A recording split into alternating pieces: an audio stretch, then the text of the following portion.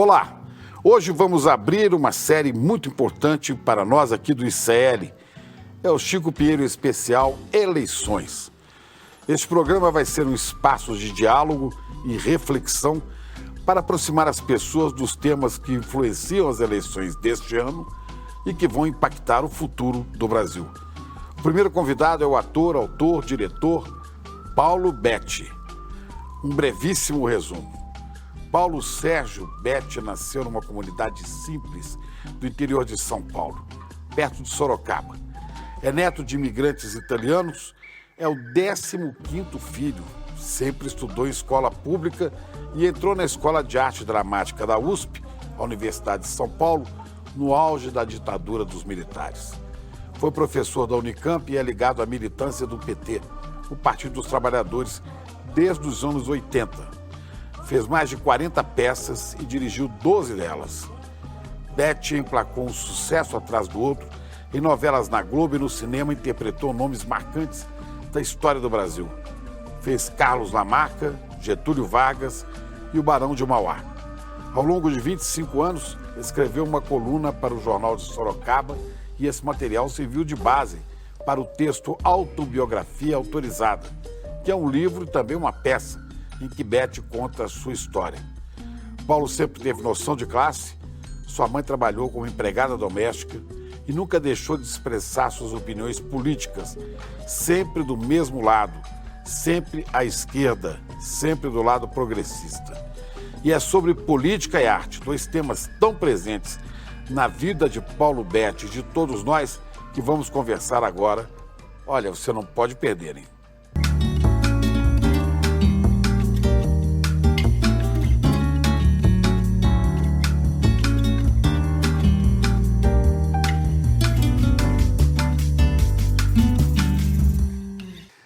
Estou aqui com o Paulo Betti. Paulo, que prazer enorme ter você no ICL e te rever. O prazer é meu. Muito eu te ver aqui firme e forte. Estamos no mesmo barco ou na mesma barca e você cita Calderón de la Barca. A vida é sonho e os sonhos são. Qual é o seu sonho agora de Brasil, nesse momento? Nesse momento é que as pessoas se conscientizassem e desse essa eleição para quem tem que ganhá-la, né? Que as pessoas não se deixassem iludir, que as pessoas tivessem consciência de classe. É uma coisa que às vezes não bate, né? Que o homem, a tendência do homem é explorar o outro, né? E que há uma coisa chamada luta de classes. Esse é meu assunto toda vez que eu entro no táxi. Eu entro no táxi e falo para o motorista, olha, sou meio tenso, eu gosto de falar um pouco, posso falar? Pode. Então, eu gostaria de falar para você sobre a luta de classes e sobre um cara chamado Marx, que as pessoas viviam na roça e eram explorados pelos donos das fazendas e dos lugares. Pois elas começaram a ir para a cidade, trabalhar nas fábricas, então elas eram exploradas pelos donos das fábricas. Só que na fábrica, Marx percebeu que podia entregar folhetos na porta, né? Porque estavam todos juntos. Enquanto eles estavam na roça, estavam todos separados. Quando eles estavam todos juntos na fábrica, eles podiam receber um folheto onde Marx explicava para eles que juntos eles eram fortes e podiam ter melhores condições de trabalho. Desde que eles parassem a fábrica de funcionar, ele daria prejuízo para o dono da fábrica tinha que dar melhores condições de trabalho. O motorista falou assim, puxa vida, que bacana, tal. Aí eu estou crente que eu estou convencendo o cara, vamos que vamos, vamos que vamos, vamos. Aí no final, eu falei assim, olha, eu concordo com o senhor que a esquerda realmente é muito melhor para os mais pobres, mas eu sou evangélico. Mas ele vai assim, pô, mas você não pode ser evangélico de esquerda. Que Jesus era de esquerda, de direita. Exatamente. É. Mas, enfim, é a luta, né, Chico? É a luta. É a luta desde sempre. Você tem uma história de luta na família, né? Eu estava vendo aqui dados da sua biografia, ou sua autobiografia. É. Né? Você é branco, mas morou numa senzala, praticamente numa senzala, de um fazendeiro negro, é isso? Olha que história, Chico, isso até... O fazendeiro é coisa raríssima, o fazendeiro era negro. É, precisa se explicar muito bem isso. Eu nasci numa casa que tinha sido uma senzala, porque os italianos que vieram para o Brasil, naquela tentativa de embranquecer o Brasil, né? Porque logo depois da abolição, houve um projeto oficial do governo brasileiro trazendo gente da Itália, da Espanha e tal, para Mão de obra branca para tomar... o lugar dos escravos. Então, ali numa casa que tinha sido uma antiga senzala, eu tenho a foto, mostro a foto na minha peça, eu nasci. Mas depois minha família se mudou para Sorocaba. Em Sorocaba, O lugar que você nasceu se chama... Rafar. Rafar. É ao lado de Capivari, perto de Tietê, terra da Tarsila. Tarsila nasceu em Capivari. Né? Capivari. Então, Rafar era um subdistrito de Capivari. E aí, depois, minha família, quando eu tinha 3 anos, minhas irmãs eram todas jovens e meus irmãos também foram todos para Sorocaba, mais propriamente para Votorantim, para trabalhar nas indústrias que começavam ali, indústrias têxteis. Sorocaba, na época, era chamada de a Manchester Paulista. Pois é, sua família veio, seus avós, Da Itália, os 4. os 4. Os avós maternos E paternos. Mas eu fiquei com os avós maternos, que não tiveram cota. Meus avós paternos tiveram uma cota de terra, que era um atrativo para trazer esse pessoal da Itália. Os meus avós maternos, então, eram lavradores analfabetos. Minha mãe e meu pai sabia assinar o nome dele, mas... Sua mãe era analfabeta? Não, minha mãe era analfabeta. Aí vieram para Sorocaba e foram trabalhar na roça.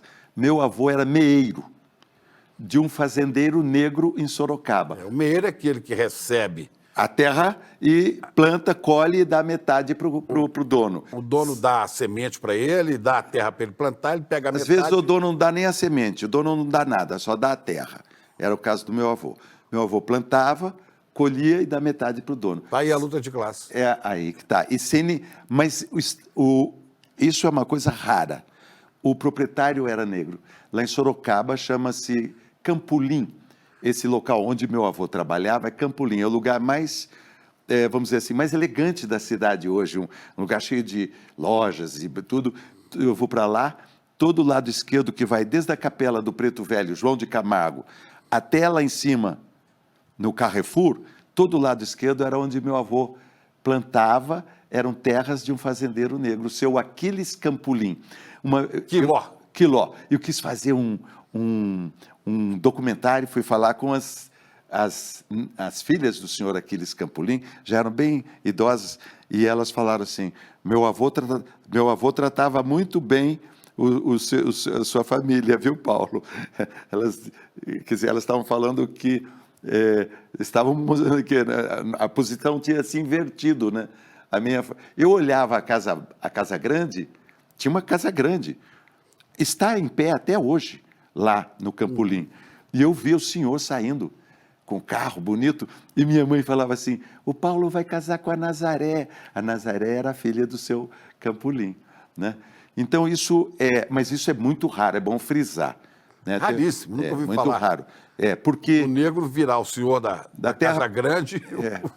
Não, porque quando foi abolida a escravidão, foi proibido aos negros serem proprietários de terra. Além deles não receberem nenhum tipo de auxílio, nem nada, eles também não tiveram a possibilidade de ser donos de terra, era proibido. Não é? Você vê que situação. Os italianos vinham e tinham uma cota, e eles não tinham. Eu sempre tive uma ligação muito forte com essa questão da racial, né?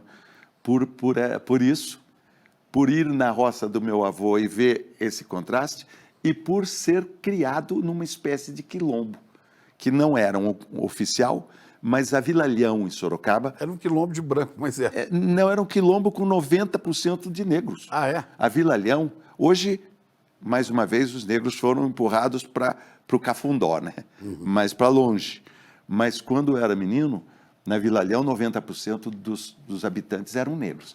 Então, eu vi os meus amigos de infância, de rua, amigos do bairro, que eram 4 ruas de terra, como se fosse um jogo da velha numa baixada. Hoje é centro da cidade, né? Era uma baixada. Nessas 4 ruas de terra, morava 95% da população era negra. Isso em Sorocaba? Em Sorocaba.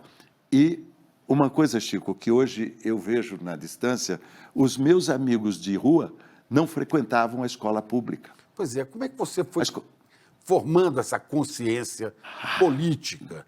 Isso vem da sua casa, vem da escola? Não, foi aos poucos, A escola pública, Chico, era racista, porque eu tinha a mesma condição social que os meus amigos negros, porque meu pai era servente de pedreiro e minha mãe era empregada doméstica. E como é que aos 5 anos, minha mãe conseguiu me encaixar numa creche? Foi a minha salvação. Por quê? Uma creche, porque eu era branco. Era um menino branco. Minha mãe... E a creche era... A creche era uma creche dentro do ginásio, o ginásio estadual de Sorocaba, era um lugar privilegiado, maravilhoso. Se você fosse negro, não entraria lá. Não tinha nenhum amigo negro lá. Depois eu fui reparando, retrospectivamente, que nas escolas onde eu estudei, os meus amigos de bairro não estavam. Por que não estavam? Não porque não quisessem, porque alguma coisa impedia eles de chegarem lá. Isso foi formando aos poucos, né? Por exemplo, minha mãe continuou morando lá, no mesmo bairro, e eu já estava trabalhando na televisão. Quando eu voltava, eu via os meus amigos, e eu tinha que refletir sobre a condição que eles estavam. Eles não estavam bem, né? Porque se você entra numa creche com 5 anos, uma creche pública, onde você fica o dia inteiro na creche, você almoça, você janta, você socializa, sua vida está salva, né? Eu fui, e era uma creche feita para os professores do ginásio estadual. Então, era filhos de professores que estavam ali. Dali eu saí para um ginásio industrial, tempo integral. Chico, todos nós sabemos que a salvação é a escola pública Os em seus tempo integral. irmãos, você conta que vocês são 15, né? 15 filhos. Minha mãe teve 15 e perdeu 8. 15. Perdeu 8. Perdeu gêmeos, quatrigêmeos e gêmeos. Perdeu 8. Sobraram 7. Perdeu no Perdeu parto. perto do parto. As minhas irmãs é que me contam. Sobreviveram 7. Sobreviveram 7. Eu fui o 7º, temporão. Quando eu nasci, minha mãe tinha 45 anos. Ela tinha ficado 10 anos sem dar à luz, então, depois eu apareci. Ela teve 14 filhos até os 35. Imagine que mulher que era essa. Minha mãe, que luta na roça, né? E a minha mãe, e as minhas irmãs... Chico, como eu era o mais novinho, e quando eu nasci, minhas irmãs eram adolescentes, eu fui muito privilegiado. Você era um bebê de todas, né? Era um privilégio total, né? As minhas irmãs E, de uma certa maneira, como eles não tinham muita escrita, minha mãe era analfabeta, meu pai também, e minhas irmãs, então, eles queriam, tudo eles vinham falar comigo, para eu escrever, para eu anotar. Então, eu virei um anotador.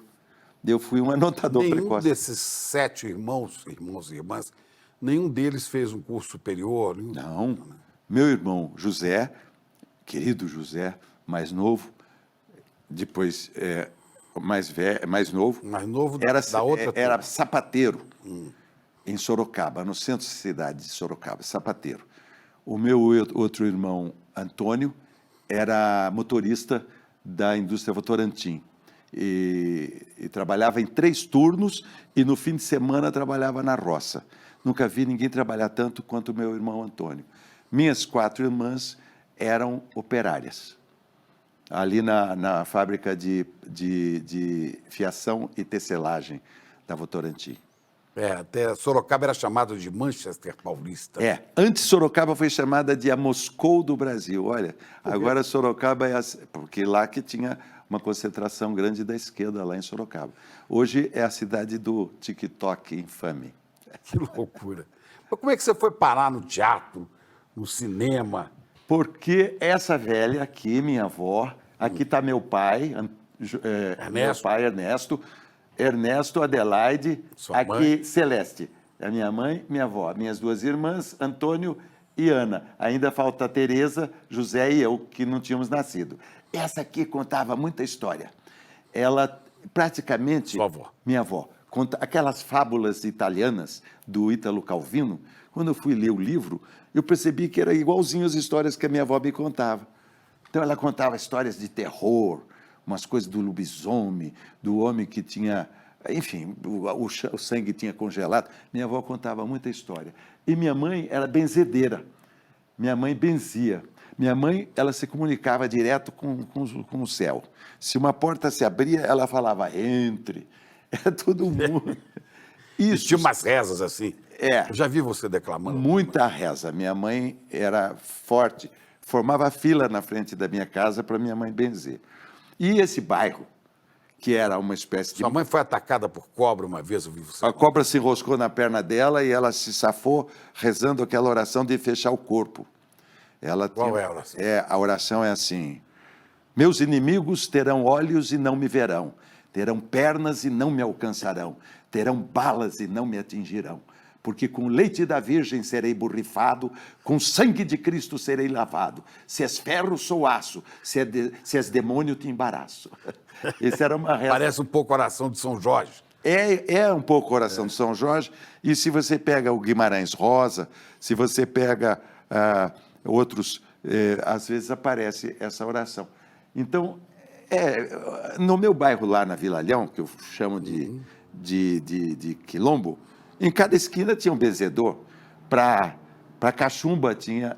A cachumba, você sabe que benze com uma colher de madeira e fubá quente. Bota em cima da gândula que está com uma cachumba. Porque o perigoso da cachumba é descer, né?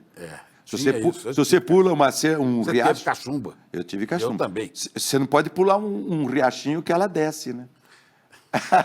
Aí você fica rendido. E essas coisas a gente não sabe como funcionava, dava certo, né? Como aquela aguinha, aquela coisa quente, aqui pegando no lugar certo, funcionava. Então foi criado num ambiente que eu brinco um pouco, que é uma espécie de Macondo, cheio de histórias. Saíam 3 escolas de samba. Eram 4 ruazinhas de 500 metros. Da lista eram 3 escolas de samba. 3 escolas de samba de Sorocaba saíam da Vila Leão. E 28 de setembro, o Clube dos 30, que era do Toninho Perfume, todos saíam da Vila Leão. Acho que eu tive muita sorte, né? Esse tanto de coisa, de benzeção, de reza e tal, você se tornou uma pessoa espiritual, você acredita? Acredito em tudo. Deus, isso tudo, acredita? Acredito em tudo e acredito em nada também. Eu sou volúvel. Eu tenho uma formação católica, porque eu fui coroinha dos padres salesianos. Eu também fui coroinha. Você foi coroinha? Fui. Eu tocava o sino. A melhor coisa, a gente disputava, tinha 2 coroinhas. Tocar o sino era bom. O sino, claro que é legal. Aparecia mais, né? Aparecia, é bonito, era bonito. Mas o padre falava assim, você tem que tocar só nessa hora aqui. Essa hora que faz a consagração da hóstia, você pode tocar. Aí todo mundo está de joelho. Aí você ficava doido. Você segurava a patena. A patena, sim. Patena, né? Ele levava água para lavar a mão dele. E depois tinha assim... Então, eu tive essa sorte de ter... Estudado com salesianos. Não estudei. Eu fui do oratório festivo. Era o trabalho social dos salesianos. Quando os alunos saíam da escola, a dependência era usada pelos pobres que moravam em volta para jogar futebol, tênis de mesa, ping-pong, que tinha 2 grandes campeões na época, Betinho e Biriba, eram campeões de tênis de mesa. Hoje nós temos o Hugo Calderano, né? E aí os padres ensinavam a gente a jogar futebol, e depois tinha teatro também. Então eu tive o contato com o teatro, com os salesianos. Foi aí que você então começou, nessa convivência com os salesianos, que você descobriu a sua vocação de ator? Olha, não. O Coroinha já era um pouco ator, né? Porque encarar aquela batina vermelha com aquele negócio... bonito, sobrepeliz, que era uma roupa branca vendada por eu cima. tinha um pouco de vergonha de entrar na Vila Leão, lá no meu bairro, e tirarem sarro da minha cara, mas nunca aconteceu. Mas na procissão é legal, você vira autoridade. Aparecia bastante, né? Eu também anotava, o padre dava para eu ler certas partes e eu fazia risquinhos. As epístolas. Então. As epístolas, eu lia e tomava cuidado para ler com pausas e bem arrumadinho, né? Daí tinha um amigo também que era bonequeiro. Eu também andei sendo ajudante desse bonequeiro e depois o salesiano. Bonequeiro o que é? Títeres, né? Sim. Ele tinha um teatro de bonecos e eu era um assistente do teatro de bonecos. Fazia a voz e eles se mexiam. Ajudava ele no negócio. E eu fazia teatrinho também. Eu acho que sempre, desde criança, fui. Mas, Chico, nunca sonhei em ser ator. Nunca sonhei em nada. A vida te levou. A vida levou. Eu queria ser um cara que não atrapalhasse minha família. Aos 16 eu comecei a trabalhar. Minha irmã, que trabalhava no hospital lá em Votorantim, conseguiu um emprego para mim. Eu tinha feito um curso de datilografia da escola Underwood. Tinha feito também um curso de correspondência comercial por correspondência. Era muito bom ensinar você a cobrar. Como é que você cobra? Me lembro muito desses cursos oferecidos em revistas de quadrinhos. Exatamente, vinha lá. Se você quiser fazer, você faz um curso de mecânico, não sei o quê, seu salário vai aumentar. Foi nessa que eu entrei. Era Instituto Universal Brasileiro. Existe até hoje. Me lembro disso. Então, aí eu comecei a trabalhar no escritório da indústria Votorantim, não, do Hospital Santo Antônio, da indústria Votorantim. E aí, fazendo teatro, uma hora aconteceu de eu fazer... Os padres salesianos, eles passavam filmes na igreja. Eles tiravam a Nossa Os Senhora... jovens lá e tal. Tirava a Nossa Senhora Auxiliadora do altar-mor, colocava lá um lençol e projetava em 16 milímetros. Eu vi o Pagador de Promessas. Nossa. Imagina que padres progressistas passarem o Pagador de Promessas, que é um filme que contesta a religião católica, né? É um filme que ganhou, se não me engano, o Festival de Cannes. Cannes, é aqui de Salto, nosso querido Anselmo Duarte. Anselmo Duarte. Ganhou a Palma de Ouro com esse filme. É possível encontrar aí nos streamings. É excelente o filme. Vale muito a pena. Aí eu me apaixonei. Tem o Zé do Burro. Zé do Burro. Eu me apaixonei por aquela história e fiz no teatro o Pagador de Promessas. Fiz o Zé do Burro, aí eu ganhei um prêmio. O Zé do Burro era um prêmio do Estado de São Paulo. Melhor ator do Estado de São Paulo. Saiu a foto no jornal. Quantos anos você tinha? 20. Olha. Tinha uma barba, carregava uma culpa, enfim, né? Cruz, né? E aí saiu o Pagador de Promessas, saiu uma foto minha no jornal de Sorocaba. Aí eu estava começando o meu namoro, que foi também uma outra sorte. Como dizia o Nelson Rodrigues, né? Sem sorte, você nem atravessa a rua e toma um picolé. Vai ser atropelado. Pode ser. Aí eu conheci a Eliane Giardini. A Eliane, acho que era nessa época aqui. Eu conheci a Eliane. Eliane, uma atriz maravilhosa. Ela tinha feito um filme na Paraíba. Eliane chegou e ela fazia o Pagador de Promessas também. Ela fazia o papel da Rosa. Tinha o Adilson Barros, maravilhoso também. E a Eliane começou a me botar a pilha. Vamos para a escola de teatro em São Paulo. Vamos. Eu não queria ir porque eu era o arrimo da minha família. A minha família, meu pai, meus irmãos tinham casado. Mas a Eliane estava na peça? Na peça. Uhum. Eu conheci a Eliane e começamos a namorar. Uma sorte danada, né? A Eliane botou uma pilha. Sem a Eliane, eu acho que eu não teria ido para São Paulo. Vocês ficaram casados muito tempo. 25 anos. Aí nós fomos... Bodas de prata. Aí acabou. Continua de outra maneira, né? Mas aí fomos para São Paulo. Você sabe que a Escola de Arte Dramática da USP não é um curso de nível superior, né? Não? Não, é um curso de teatro. Técnico. Ele está dentro do campus da USP, porque o doutor Alfredo Mesquita, que tinha criado a Escola de Arte Dramática, que era naquele prédio lá, onde tem o museu, aquele de tijolinhos, o museu mais lindo que tem em São Paulo, onde tijolinho, esqueci o nome agora. Ali que era a Escola de Arte Dramática, perto de onde tem a TV Cultura. Esqueci o nome desse museu maravilhoso, adoro. Não estou sabendo. Ali era a Escola de Arte Dramática, mas teve uma hora que o doutor Alfredo conseguiu colocá-la dentro da USP. Então, a escola é de nível técnico, o que era maravilhoso, porque era noturno. Dava para você trabalhar durante o dia. E você veio para São Paulo, trabalhando de dia? Trabalhando de dia na indústria Votorantim, no escritório atrás do Teatro Municipal. O escritório ali na Praça Ramos, atrás do Teatro Municipal. E à noite ia para... À noite ia de ônibus para... Comia no CRUSP, o que era uma maravilha. CRUSP é o restaurante da centro universidade. residencial da USP. Né? E lá tinha um restaurante. Os estudantes. Eu tinha um atestado de pobreza, o que me dava direito de comer no restaurante do CRUSP. Depois ajudei a criar a escola de teatro da Unicamp, e não me dei conta, e talvez não nos demos conta, é uma escola que é das 8 da manhã às 6 da tarde. Isso impede as pessoas de trabalhar. Acho que o sistema da EAD da USP é melhor, porque você pode trabalhar durante o dia e estudar de noite. Agora, onde é que surgiu essa sua consciência política?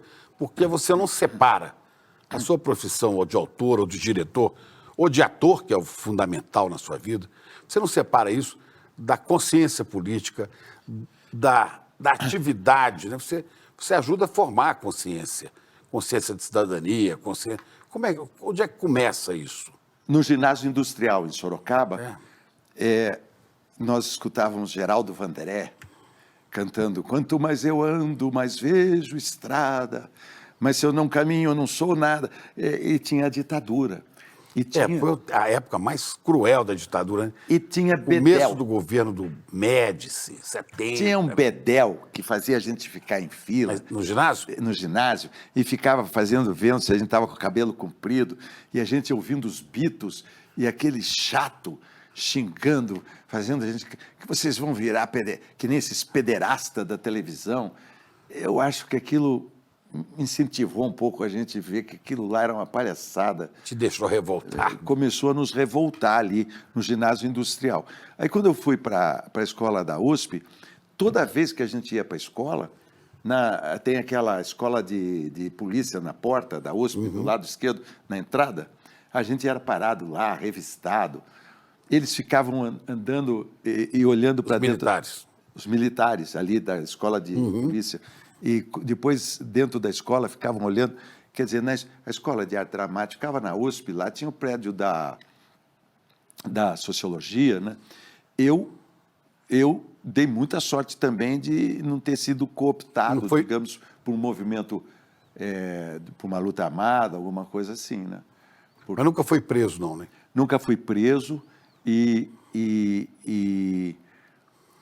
também, nos espetáculos que eu fiz sempre, a questão política, para mim, não era o principal. Eu não analisava o teatro como um veículo de levar uma mensagem política, embora ele seja fortemente isso, né? Eu fazia peças que, às vezes, poderiam ser consideradas até alienadas, entende? Mas tinha a coisa da minha família, né? A coisa da luta de classes, de você perceber, pô, meu irmão era sapateiro. Sapateiro é clássico, né? Dentro do... Meu irmão, no centro da cidade de Sorocaba, a pessoa levava o sapato, punha em cima da bancada dele, ele enfiava a mão dentro do sapato da pessoa, né? Tanto que quando fui fazer meu filme, o Cafundó, que era sobre esse preto velho da estrada, porque eu fiz um filme... Era a estrada de Sorocaba, Cafundó era esse lugar. Cafundó é um quilombo que tem perto de Sorocaba. Mas no caminho da roça do meu avô, tem uma igreja de um líder carismático. Uma igreja fantástica, você só vê uma igual na Bahia. Quem estudou esse tema foi Florestan Fernandes, quando tinha 22 anos. Ele fez um estudo sobre esse tema. E eu ia na roça do meu avô, e meu avô, imigrante italiano, me levava na igreja, que era o culto de um preto velho. Olha que coisa incrível. Eu me lembro de você num enredo de carnaval em São Paulo. Exatamente. Eu até transmiti, eu estava transmitindo era carnaval. sobre esse personagem, né? João de Camargo de Sorocaba. Isso. Quem for a Sorocaba, não deixe de visitar essa igreja, que fica exatamente... João de Camargo. João de Camargo, no bairro do Campolim. E você acha que você estava com a fantasia de João de Camargo? Não, eu... Ou estava num carro alegórico? Eu me lembro. Quem estava... Não, é que eu estava junto com a escola de samba que contou a vida dele na vida. Você trabalhou no enredo? Trabalhei no enredo, exatamente. João de Camargo de Sorocaba. 2000 e pouquinho, começo da... Era um escravo de dentro, que trabalhava dentro de casa, que quando a abolição acontece, ele fica perdido. E ele tem uma iluminação. E daí, então, ele cria uma igreja sincrética. Eu estou falando isso porque é meu protetor. Meu protetor é o Nhô João. Então, eu tenho a formação católica, ele fez uma igreja como uma igreja católica. A formação africana, que ele misturava com o catolicismo, E ele botou o espiritismo no meio para ficar tudo mais tranquilo. Isso está tudo na igreja lá. Mas é uma loucura. Existe a igreja ainda? A igreja é a coisa mais linda que tem em Sorocaba. Ela é tombada pelo patrimônio histórico e você encontra caboclo, preto velho. Tem missa lá? Tem um culto que parece uma missa. Lavagem da escadaria. Da escadaria. É lindo a igreja. Foi aí, mais ou menos, também... meu avô me levava lá. E era misteriosa, a igreja cheia de cômodos. Tinha uma arquitetura desenhada com símbolos da maçonaria.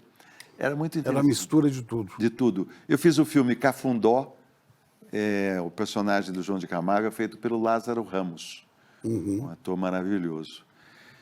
Mas esse foi uma missão. Eu estava falando disso porque quando eu ia, eu achei que Sorocaba ia bancar o filme, né? Uma história sobre a cidade. Não. Não. Por que o senhor não faz a história do Coronel Fernando Prestes, né? Por que você vai contar a história de um preto velho? Eu falei assim, olha, se o Coronel Fernando Prestes tivesse uma igreja no caminho da roça do meu avô, eu faria um filme sobre ele. Mas aí você começou a se ligar mais à política mesmo, né? A política foi mais praticamente quando o Lula aparece em 79, mais ou menos. Eu estava fazendo uma peça aqui na periferia de São Paulo e via os folhetos sendo distribuídos de uma coisa nova que estava aparecendo, que era o Partido dos Trabalhadores. Aí tínhamos a Arena e o MDB. Eu falei, puxa vida, isso aqui me representa mais, o Partido dos Trabalhadores.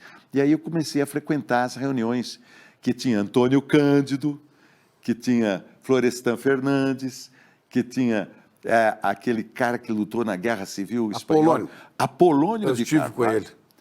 Me arrepia. Figura gigantesca, até do tamanho. Era um homem tinha 2 alto, metros de altura. E ele escrevia à mão, que é uma coisa que eu amo. Ele escrevia com aquela... Eu vi os cadernos assim, ele fazendo anotações, e eu virei um pouco adepto da manoescritura. Escrever à mão.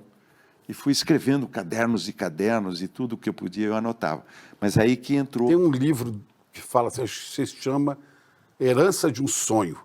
Eu fui entrevistá-lo, ele morava no Rio de Janeiro, é um dos fundadores do PT. Sim. Mas ele lutou, ele foi do Exército Brasileiro, depois ele sai, foi lutar na Guerra Civil Espanhola, e depois que o franquismo ganha a Espanha, ele foi lutar na resistência francesa. Caramba. E foi condecorado pelo general de Gaulle, ele foi condecorado quando acabou a Segunda Guerra Mundial, em Paris. Quem entregou a comenda para ele foi Cândido Portinari. Olha que história. E eu tive na casa dele. E você vê, então... Figura extraordinária. Comecei a participar dessas reuniões onde tinha esses caras, né? Esses caras aí. E fiquei fã, né, de Antônio Cândido, de Florestan e do Apolônio. E aí foi... Daí, até então, eu acho que eu estive sempre desse mesmo lado. Estive sempre...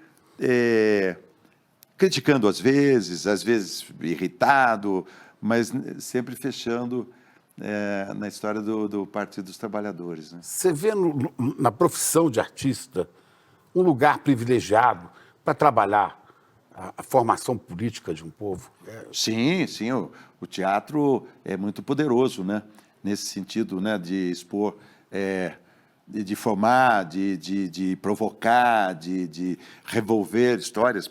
Eu digo que nunca foi meu foco, mas montei peças do Brecht, peças do Calderón de la Barca, peças que tinham conteúdo político, né? É uma profissão que, nós temos grandes, os pequenos burgueses, né? Nós temos grandes escritores, autores. E mesmo nas novelas, né? Você fez mais de 40, né? As novelas são... Todas as TVs. Né? As novelas são... Né? Eu fiz Os Imigrantes, as novelas discutem política. Eu acho que até... E muitos autores de novela também, né? Progressistas, a maioria, né? Sim, Dias Gomes.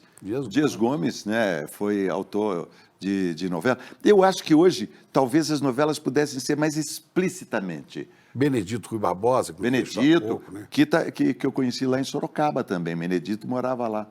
E eu acho que as novelas deviam ter, falar claramente, né? Ter comentarista político no final. Quando acaba um capítulo, um cara de direita faz uma exposição e outro de esquerda rapidamente dizendo o que aconteceu. Você já viu numa novela alguém comentar num bar? Nossa, pô, Lula, o Bolsonaro. Não, parece que não existe essas figuras, né? Seria importante se as novelas... mas talvez daria muito processo, né? O anunciante não gostaria. Não gostaria muito. E daria muito processo, talvez. Mas você se lembra certamente de novelas que chegaram bem próximo da questão do conflito, da política. Não, as novelas... Olha, eu tiro o chapéu para os autores de novelas. Novelas são um fator de progresso no pensamento. Salvador da Pátria. Todas, Três Graças agora, essa novela que está no ar agora, a novela Vale Tudo, Avenida Brasil. As novelas do Silvio de Abreu, as novelas eu acho mesmo que são fatores de um grande progresso. Formação de consciência política. De consciência política, consciência de classe também. As novelas são muito fortes. No Brasil tem essa tradição da novela, e as novelas são modernas, elas falam de assuntos, né? Hoje elas são um pouco, às vezes, demonizadas também por mau caratismo, né? O fundamentalismo religioso que está tomando conta do país. Né? Mas as novelas são importantíssimas. Eu adoro fazer novela, eu sempre gostei de fazer novela. Fazer papel geralmente de vilão. Fiz muito vilão. Fez muito vilão. Qual foi o papel que você mais se ligou nesse tempo todo? Olha, ultimamente o pessoal pede muito para que eu faça o blogueiro gay da novela Império, que falava assim: cruzes que dito. Chico, você está um gato, hein, Chico? Sabe, Chico, eu imitava a minha irmã, Tereza. Tereza, já falecida, era muito engraçada. E ela fazia muitos bicos. Bico, assim, na hora de falar. Então, ela falava assim: Paulo, biquinho, fui casada com Zé Paulo. Estou casada com Zé Paulo há 50 anos. Eu odeio ele. Então, na hora de fazer, eu comecei a imitar a minha irmã. Né? E as pessoas fora da novela te encontravam na rua, achavam que você era Agora, gay. até hoje, todo mundo... Tem gente que acha que você é gay até hoje. Todo mundo dá risada quando grava aqui para meu pai. Mas faz o Cruzes no final, hein? Cruzes. Então, no começo, Chico, eu achei que era até incorreto. Mas daí eu tenho um sobrinho gay, já quase tem a mesma idade que eu, quase, embora seja meu sobrinho. Liguei para ele, logo no começo. Falei: você acha que o meu personagem, sendo tão caricato assim, prejudica? Tio, tá ótimo, manda ver, e não sei o quê. Aí confundem tudo, né, Chico? Confundem tudo. Quando querem me agredir na internet, e isso acontece toda hora, primeiro eles chamam de queima-rosca. Queima-rosca. Depois eles dizem assim: essa coca é Fanta. Essa coca é Fanta. Agora tem um que foi a coisa mais engraçada, eu até botei na minha peça. Por que você não dá meia hora de cool com o relógio parado? Vai ser tão engraçado que eu escrevi assim: pô, cara, você tem um excelente humor, por que você não vem para o nosso lado? Há uma confusão tremenda com relação aos personagens, e com isso eu queria te dizer, porque nós somos todos os personagens que a gente faz. Porque quando eu faço Lamarca, obviamente que as pessoas que viram Lamarca... Filme, eu vi, maravilhoso. Quem me viu como Lamarca, me vê como Lamarca. A esposa do Marighella me confundia com Lamarca. Clara. Ela dizia: meu marido gosta muito de você. Ela estava pensando no Lamarca, não no ator que tinha feito o papel do Lamarca. Então, o olhar do outro te transforma num personagem. Então, quando você me olha, você para mim é um espelho. Então, eu sou o Lamarca. Isso influenciou muito a minha trajetória do ponto de vista... E você escolheu para ser esse personagem? Não. Foi chamado para fazer? Fui chamado meio em cima da hora. Porque você interpretou muitos personagens politicamente à esquerda, progressista. Sim, mas o Lamarca eu nem sabia quem era, Chico, honestamente. Depois eu fui copiar a letra dele, tudo eu aprendi. Mas 2 meses antes, 1 mês e meio antes, eu fui chamado. E aí eu tive que fazer, porque acho que pensavam em outra pessoa e tal, mas eu tive que fazer um tratamento para emagrecer e não sei o quê. Aí comecei a ser visto como Lamarca. 2 anos depois, encontrei Cacá Diegues, o Cacá Diegues falou assim, você ainda está com Lamarca em você. Você ainda está com Lamarca. Porque o personagem, ele fica. Então, a gente vai somando todos os personagens. Então, tem o cara que me vê como a Coca que virou Fanta, tem o cara que me vê como o guerrilheiro. Guerrilheiro. Você sabe, eu fui eu fui fazer um filme, era uma locução para um filme sobre a reforma agrária. E o diretor falou assim, Paulo, estou com dificuldade de botar você nesse papel, porque as pessoas te acham petista demais para fazer o papel. Petista demais para fazer a locução de um filme sobre a reforma agrária. Olha só. Entende? Então, tem assim, você vai compondo uma mistura de todos os personagens que você fez, e aí é isso. Mas você nunca quis entrar na política profissional, né? Não, vou te contar uma história que até que é meio engraçada. Depois de 89, que eu tive uma participação bastante efetiva Eu tinha feito para a Erundina, eu era o cara que aparecia, todo o programa da Erundina era eu, né? Falando mal A Prefeitura de São Paulo. Da Prefeitura de São Paulo, falando do Sarney, todo o serviço sujo era eu que fazia. Meter o pau era eu que metia o pau nos programas. Botava a cara e tudo. Botava a minha cara lá e metia o pau. Daí eu fui, 89, tive aquela participação forte na campanha do Lula, que eu apareci diversas vezes. Foi um dos coordenadores da... Ajudei a coordenar aquele história o coral do Lula lá. Junto Lula com o lá. nosso querido... Adair Rocha. Adair Rocha. Adair Rocha Grande foi um dos professor. caras que muito me incentivou Meu amigo há 50 anos. a ser militante. Adair Rocha tem sua responsabilidade aí, né? Mas eu agora me perdi. Você estava falando disso, que você começou na ligação política, assim, no programa da Erundina. Depois fui na campanha do Lula contra Collor. Eu queria me lembrar. Aí, então, o Adair me filiou no PT. Se filia, pode ser que você possa ser candidato. Eu falei assim, Adair, não quero, não tem jeito para isso. Não, se filia, eu me filiei. Aí um dia saiu uma foto minha no Jornal do Brasil, dizendo que eu era candidato a deputado federal. Eu gostei da foto. Achei a foto boa. Mas você não era candidato ainda? Ninguém tinha me avisado, mas disseram que eu poderia ser um candidato a deputado federal e eu achei a foto no jornal boa. Aí eu costumava ir para uma academia de ginástica de bicicleta. Passava por cima da rampa na Barra da Tijuca, no Rio, e tinha um peixeiro que ficava lá embaixo. Sempre eu acenava para ele. Alô! E ia embora. No dia que a minha foto saiu no jornal, eu desci lá embaixo e abracei o peixeiro. Eu falei assim, quando eu estava agarrado com o peixeiro, abraçado com o peixeiro, pensando em quantos votos queria me trazer, eu falei, eu não tenho caráter para ser isso. Eu acho que eu não vou segurar essa onda e desistir. Mas não chegou a formalizar a candidatura? Nunca, nunca. Teve um diretor de cinema que quis me lançar candidato numa eleição, e ele faria um documentário sobre a candidatura. Mas eu não tenho essa... Eu gosto de ser ator. Eu gosto da minha profissão. Mas trabalhou em várias campanhas, né? Sempre, ajudou muita gente. Sempre estou trabalhando nas campanhas. Na última campanha vereador e prefeito, eu fiz 400 chamadas.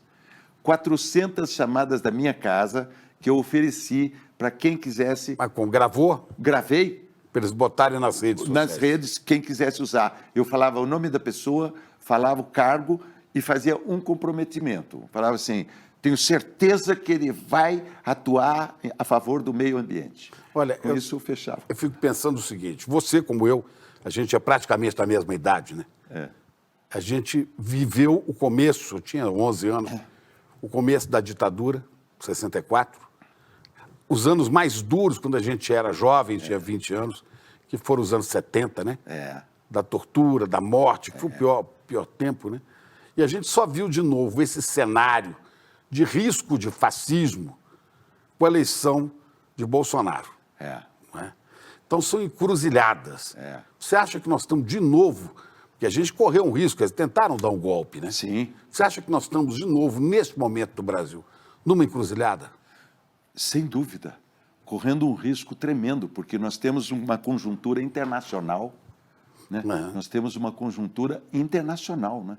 Porque nós temos um interesse numa América Latina toda de direita, interesse fortíssimo, né, dos Estados Unidos, em que haja essa extrema-direita ganha o poder aqui, tanto que nós temos uma atuação deslavada, né, com relação ao Brasil, né, da diplomacia americana, ultrapassando... Do Donald Trump. Né? Do Donald Trump, ultrapassando todos os limites aceitáveis, né, enfim... Tá claro o que se deseja. E a América Latina toda... Toda na direita, né? Quer dizer, então nós temos uma luta grave aí. E Chico, isso sempre eu tive... Seria muito mais confortável se eu não tivesse... Se eu fosse mais neutro, sabe? Mas eu não consegui. Eu não consigo ver uma situação e não tomar partido. Eu não consigo. Eu tenho uma certa até admiração por quem consegue ficar mais neutro, sabe? Porque é claro que existe, que está acontecendo no Brasil.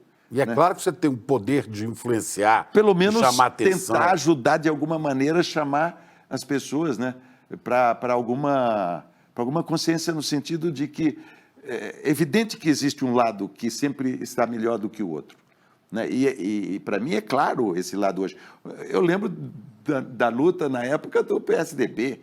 Gente, né? O jogo com o Fernando Henrique Cardoso, o jogo era muito civilizado, né? Quando o Fernando Henrique... Serra mesmo.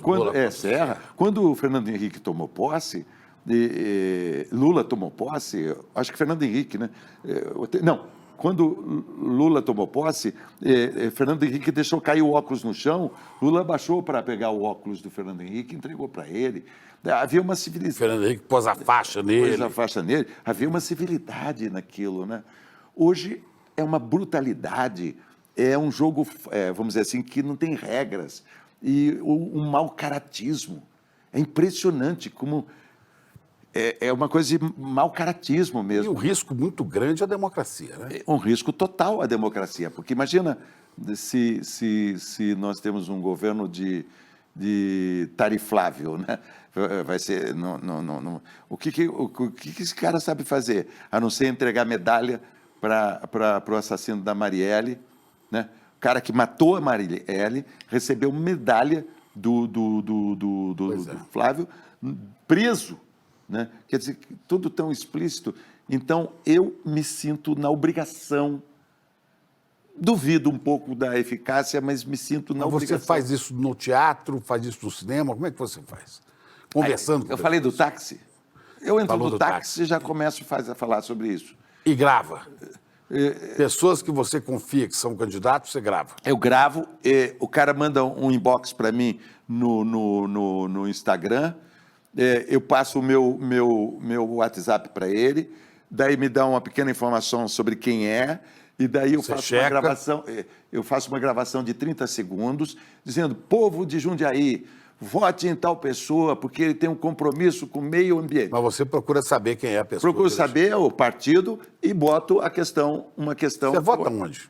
Eu voto no Rio. No Rio de Janeiro. Eu voto no Rio. Que é um lugar que a política... ficou terrível, né? Ficou terrível. Nós tivemos uma... E engraçado, 5 né? governadores presos, e um ex-governador ameaçado de ser preso a qualquer momento, né? Cláudio Castro. Não entendo como que um povo que cheio de bossa, de charme e como o Rio de Janeiro, vota num cara como o Cláudio Castro e como outros que o Rio de Janeiro... Assembleia. E hoje um dos governadores do Rio dá conselhos sobre filmes de gangster. Ele aparece na internet, nosso Sérgio Cabral aparece indicando filmes engraçados, às vezes filmes sobre sobre gangsters. Máfia. Olha, eu acho o seguinte, as pessoas precisam entender que existe uma coisa chamada luta de classe. Esse é o meu objetivo. de pelo menos falar assim, olha, bicho, se você é pobre, você não pode votar no candidato do rico. Você sabe que eu estive agora em Bonito, num festival de cinema? Mato Grosso do Sul. Mato Tem Grosso do grandes Sul. amigos lá. Um lugar lindo. Lindíssimo. Eu vi lá uma casa de toldos que tem uma placa escrita proibido a entrada de petistas, inclusive Bonito. clientes. E bonito? Em Bonito tem uma loja que está escrito, placa oficial na frente da loja, proibido a entrada de petistas, inclusive clientes. Você imagina que se fosse o contrário, seria um escândalo. Nós temos um país, por isso que eu acho que nós corremos risco. Ainda bem que existem lugares como o ICL, né?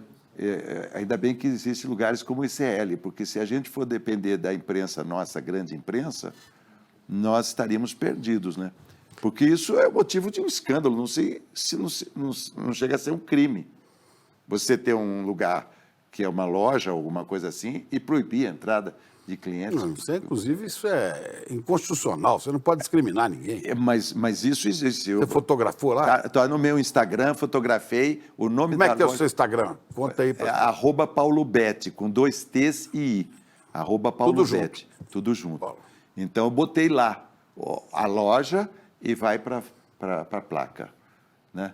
Porque você vê que situação... Por que aconteceu isso? Né? Por que há esse tipo de ódio? Isso é só uma coisa que vem do trabalho da classe social. E de um grande preconceito que certos ricos, principalmente novos ricos, têm em relação ao Lula, né? Mas é impossível que o Lula seja alguém. Um cara que vem de onde ele veio, com o histórico dele. Né?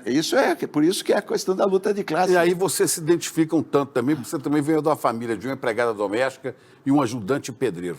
Sabe o que ajudante de pedreiro faz, né? Pega aquela lata, põe nas costas e começa a escorrer o caldo do cimento pelas costas da pessoa, escorre por aqui e vai pelas costas abaixo.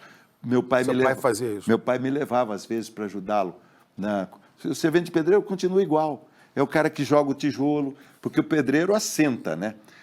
Usa o prumo, usa, né? Faz um trabalho bonito. Ele assenta. Eu tinha um pedreiro que era maravilhoso, o Zelão, e meu pai me levava, meu pai era ajudante do Zelão. E o Zelão, a gente fazia bolotas de... Você era criança? Eu era criança, a gente fazia bolotas de cimento e de barro, né? Passava a gente lá embaixo, eu e o Zelão, a gente tirava na cabeça das pessoas, se escondia. O Zelão era muito engraçado. Tive muita sorte, né, Chico? Porque... Pôde atravessar a rua sem perigo. Meu pai tinha questões psiquiátricas, né? Meu pai, ele, naquela época, a barra era pesada. Hoje em dia você tem os tratamentos sem o choque elétrico, né? Ele tomou choque elétrico. Meu pai era da época... O lugar onde meu pai era internado, me lembro até hoje, e mostro isso na minha peça, chamava-se Associação Protetora dos Insanos, em Sorocaba. Ele ficava internado, saía, voltava para casa? Tinha crise. Tinha crise, por isso ele não conseguia um emprego fixo, né? Então ele era... Depois ele começou a vender sorvete também. E Sorocaba tinha isso. Por que você não faz o filme sobre o Coronel Fernando Prestes? Eu contei a historinha do... Eu queria saber, eu ia te perguntar dessa arruda aí. Ela está meio murchinha, mas ela já vai revigorar quando eu botar ela na água. Minha mãe, como eu te disse, era benzedeira. Um dia eu fui na... Usava o ramo de arruda para... Arruda e guiné, e alecrim, Sei. e água com óleo, riscava com a faca. Minha mãe era maravilhosa. Aí a minha mãe já estava bem velhinha, e tinha um cara do Estadão, esqueci o nome, Nunes. Uhum. Nunes queria sempre pegar no meu pé, porque eu era petista, né? E aí Nunes, aí eu fui para Sorocaba e o Lula estava numa baixa na campanha. Acho que era contra Fernando Henrique, 2004, não sei. E Lula não estava bem, o Fernando Henrique ia ganhar a eleição conforme ganhou. A minha mãe pegou um galho de arruda, eu estava em Sorocaba, ela falou assim, vai ter o comício do Lula aí, leva um galinho de arruda para ele, bota dá para ele para levantar o astral da campanha, né? Benzeu ele. Aí eu cheguei lá e combinei com o fotógrafo da Folha, falei, vou entregar um galinho de arruda para o Lula, você faz a foto, tá, ok. Aí eu Lula, estava no palanque, não tinha quase ninguém na praça, Coronel Fernando Prestes. Lula, minha mãe, quando você fala da sua mãe, todo mundo presta atenção, né? Minha mãe, fez aquele silêncio, me mandou esse galinho de arruda, eu pus a mão, não tinha caído, não sei onde estava. Aí eu olhei no chão, já tinha uns assessores tentando pegar, achar. Aí eu, como eu sou ator, eu abaixei, fingi que tinha um galinho de arruda, peguei, entreguei para o Lula, que fingiu que tinha um galinho de arruda, pegou e botou na orelha. Isso se chama fé cênica no teatro. Você acreditar na coisa. Porque na distância ninguém ia saber, né? E você usa agora? E eu uso na minha peça. Para contar as histórias. Para contar as histórias. A sua peça está em cartaz em São Paulo? Está rodando por aí. Chico, estou há 10 anos na estrada. É só você? Só eu na estrada, contando a história da minha família. E eu queria te contar uma coisinha.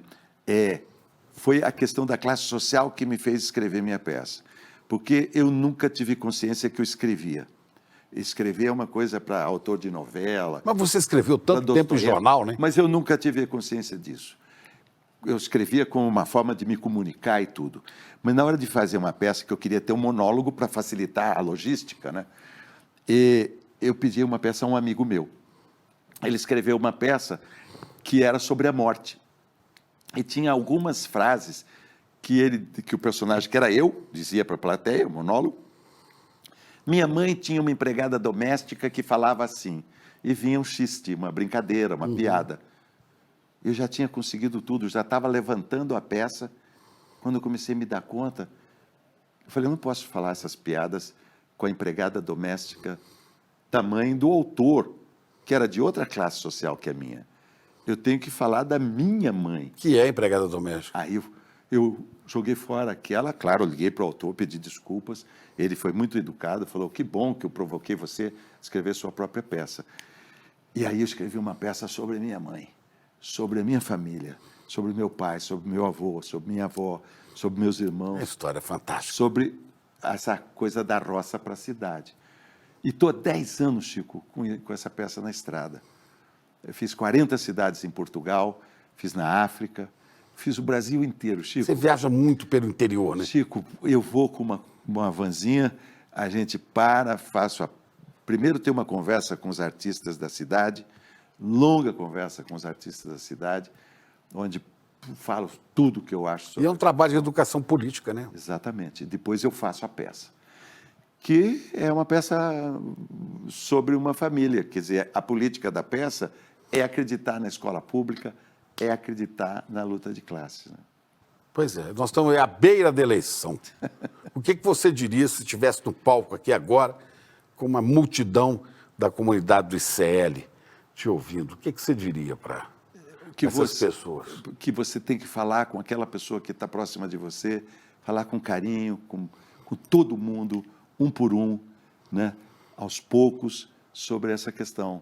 A importância de votar. A importância de votar naqueles que estão a favor dos pobres.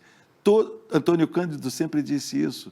Foi o socialismo que conquistou o horário de trabalho, a jornada, férias. Se você tem férias, se você tem carteira assinada, se você tem um 5x2 e não 6x1, se você vai ter, tudo isso são conquistas da esquerda. Da classe trabalhadora. Da classe trabalhadora, do socialismo, né?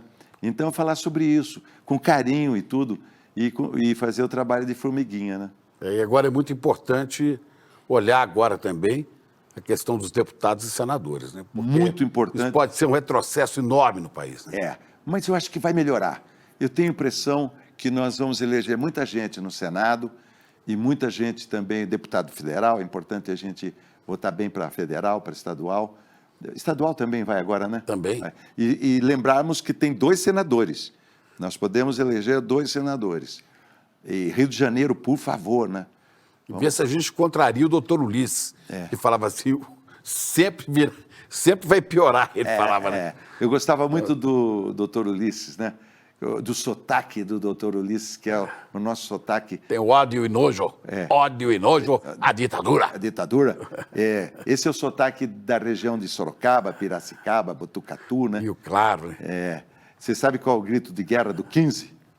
Asa de barata, carca 15. 15 de Piracicaba, Jaquetá que fique. A porteira abre. Você fala um negócio engraçado. Você sabe que eu estou usando isso de vez em quando, assim. Como assim? Você fala como que assim, ora, faz isso. Ora. Se não é aquele velho castor desdentado das pradarias do Kentucky. Isso aí eu copiei de vocês, assim. Por aqui, rapazes, sigam aquele carro. Arizona, 8 quilômetros. Você já fez dublagem assim? Cuidado, explosivos. Depois assim, o deserto do Atacama é uma das regiões mais inóspitas da face da Terra. Estou vendo alguns golfinhos, parecem amistosos. Sim mesmo. Sigam aquele carro. Por aqui, rapaz. Meu filho, você está vendo aquelas montanhas nevadas? Eu e seu velho pai subimos muitas vezes aquelas montanhas à procura de coiotes. Essa eu vou roubar de você também. Mas essa do castor, faz essa do castor desdentado. Não sei como é que é do castor desdentado. Ora, se não é aquele velho castor desdentado das pradarias do Kentucky. Essa é sua. Minha não. Não deixa o castor desdentado roubar o seu voto. Fica de olho neles. Foi ótimo. Obrigadíssimo. Grande Paulo. Grande Paulo Betti, coisa boa. Vamos acertar no voto, hein? Vamos. O Flávio entrou para a política como um projeto do pai dele.